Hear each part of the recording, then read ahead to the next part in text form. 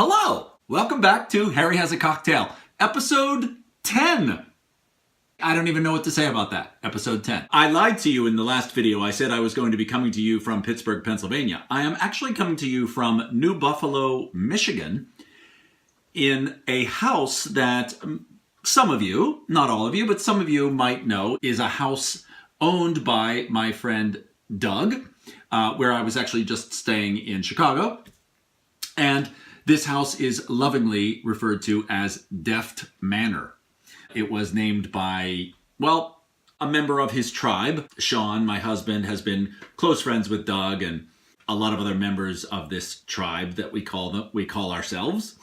I'm sort of including myself in the tribe now, which is nice. I had my 50th birthday party here, which some of you might have seen some of the footage, some of the pictures that I posted online. Sean and I love coming here. It's a very restful, peaceful, right now it's a very cold place. I just got here and it snowed a couple of days ago and I turned the heat on and so it's warming up. So today I'm going to make another drink from the last Shaker and Spoon box, which was Rye Oh My. Now, everything in this box is made with rye whiskey. This is the rye whiskey I'll be using, which I used also in the last video. This is Old Overholt. You might also check out here, I'm using, Sean bought me a bar towel, and I'm using it here to rest all of the liquor and the different things that we need for this drink. Sugar and spice. Brenda Cari of the Tampa Yacht and Country Club brings you a cocktail inspired by the warm and fragrant winter seasonal spices that were a big part of her childhood. This old-fashioned, with a couple of fun twists and turns, is simple and lovely and shows that by making a few changes to a classic recipe, you can create an entirely new experience. Plus, it's the perfect cocktail to cozy up with next to a fire and someone you love. Now, what more could you ask for in this chilliest of months? This is a perfect drink for me to be drinking right now since it is freezing cold here at Deft Manor. Here are the ingredients in the sugar and spice. We will use 2 ounces of rye whiskey, a 1/4 ounce of fig-raisin syrup. Fig-raisin syrup. This must be the sweet part of the sugar and spice. Very nice. Ooh, that's nice. In here is water, demerara sugar, cumin seed, black mission fig, and black raisin. Sounds really good. We will use 2 dashes, not drops, of Angostura bitters, 3 dashes, not drops, of Bittercube blackstrap bitters. Blackstrap bitters, huh? I wonder if this is blackstrap molasses, I'm guessing. Ooh, it's like a thick, you see this? Thick concoction of blackstrap bitters. Ooh, this is gonna be good. It will also use a spritz of orange oil, cute little bottle, and 2 to 3 spritzes of Woodward Extract Company allspice extract. We are also going to use a mixing glass with this, with my bar spoon. It will also be poured into a rocks glass. And then finally, to top it off, there will be a Griotines cherry. A Griotines cherry. Oh, I was going to read the label here, but it's all in French. And I took French in high school, but recette unique de griots sauvages à la liqueur et au kirsch. So there's, well, the main ingredient I picked up on there was liqueur. So there's obviously a little bit of alcohol in here. So here's how you make the sugar and spice. Let's see here. Let's put this front and center since this is the main attraction here. Add the rye, syrup, and bitters to a dry mixing glass. Okay. 2 ounces of rye whiskey. 1, 2. A 1/4 ounce of the fig raisin syrup. It's nice and thick. 2 dashes, not drops, of Angostura bitters. 1, 2. And 3 dashes of the blackstrap bitters. 1, 2, 3. Fill the glass with ice and use a bar spoon to stir until mixing glass feels ice cold. 20 to 40 seconds, depending on the ice size.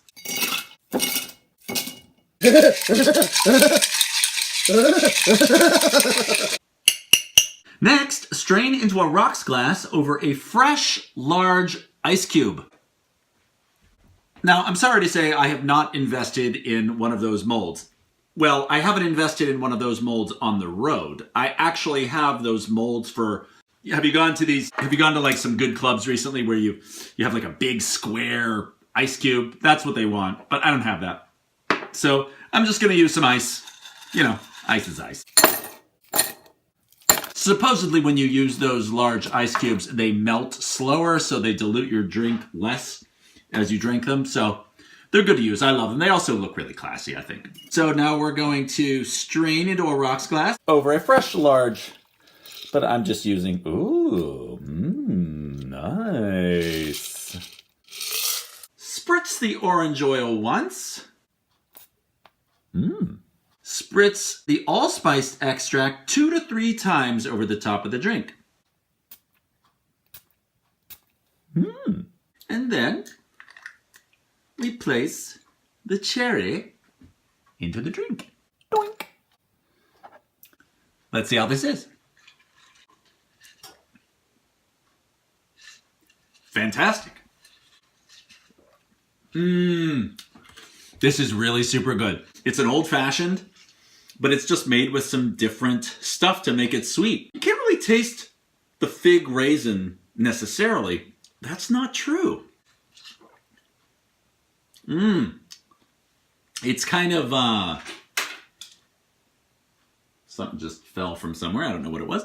It kind of has a little bit of what's that called when you, it like follows. It follows behind, or like it has a trace, or it has a trail, or it has a, what is that called? You taste it after you swallow it. I guess an aftertaste? That's not what it is. I don't know. Somebody let me know what that is. Maybe I'll think of it later. Who knows? I'll put it along the scroll if I can think of what that means, of what I mean. So there you have it. There's the sugar and spice. Thank you very much, Brenda Terry of the Tampa Yacht and Country Club. Fantastic. Delicious. Cheers. 2 for the price of 1. Yes. Since that was so short, that first one, the sugar and spice that I did, I figured I'd make this the last drink out of the Rye Oh My box. A Mystic Mule. For her take on the classic mule, Cari of Alcove's Big Bar in LA infuses lapsang souchong tea to give the cock... Sorry, I stopped on the word cock. Infuses lapsang souchong tea to give the cocktail a wonderful bit of smokiness that's nicely fitting for the winter months and pairs well with the honey and spicy ginger. Unlike any other tea, lapsang leaves are traditionally smoke-dried over pine wood fires. Who knew? The story goes that during the... I'm not sure how to pronounce this. King? Q-I-N-G. I'm lacking in that history, in that knowledge of that language. The story goes that during the Qing era, when the passage of armies delayed the annual drying of the tea on Wui Mountain, tea producers sped up the process by drying the leaves over fires made from local pines. Some say it's actually the oldest tea ever. We say, whenever it came about, it makes this mule delicious. In the Mystic Mule, there will be 1.5 ounces of rye whiskey, 3/4 of an ounce of lime juice, 3/4 of an ounce of lapsang souchong ginger honey syrup, clover honey, brewed lapsang souchong tea, ginger juice, cane sugar, orange blossom water, and citric acid. How does it smell? Ooh, spicy and good. Spicy lapsang souchong. 2 to 3 ounces of ginger beer and candied ginger for the garnish. How about that? And here we go. We add the rye, juice, and syrup to a shaker. And remember, I've got my fancy little jigger here, where on one end it's 1 ounce, and this end is 1.5, and everything inside has different measurements, so you can't go wrong. This end is the 1.5, and we are going to use 1.5 ounces of rye whiskey, 3/4 of an ounce of lime juice. While I squeezed my limes, I finished up my run in Chicago. I was there for 7 weeks, stayed with my friend Doug Frew, and here I am in his house now in the country. Deft manner. The guy is amazingly generous with his spaces. I am now on the road back to Pittsburgh, which, as I mentioned in the last video, is my hometown. I am super excited, of course, to play my hometown and see all my friends and my family, and they're all super excited that I'm going to be there, so they tell me. 3/4 of an ounce of lime juice. 3/4 of an ounce of lapsang souchong ginger honey syrup. Okay, now we're going to do something. This is new to me. You whip shake the shaker, which sounds kind of violent. You add about 2 to 3 ice cubes to the shaker, so very minimal. And then you shake it vigorously until you can no longer hear the ice cubes. This whips the ingredients without too much dilution.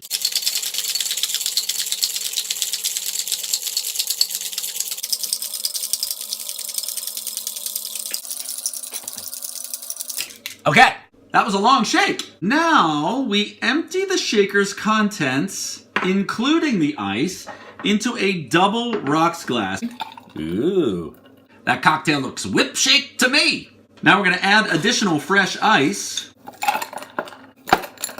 And we're going to top it with 2 to 3 ounces of ginger beer. Isn't this a cute bottle opener? This is my husband's bottle opener. He let me bring it on the road with me. Using my husband's bottle opener. Nice.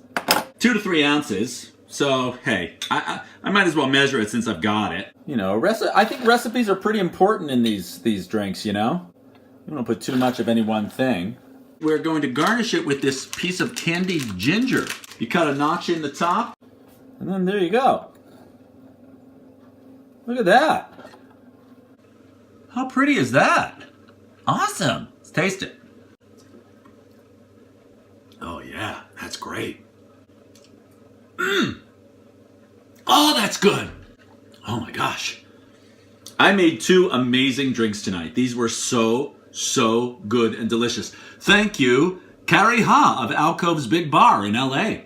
This is delicious. Oh my God. You gotta like ginger, which I do, thankfully. And then you got this little piece of candied ginger. Mmm. Ooh. Ooh. Ooh. Ooh, spicy. So good.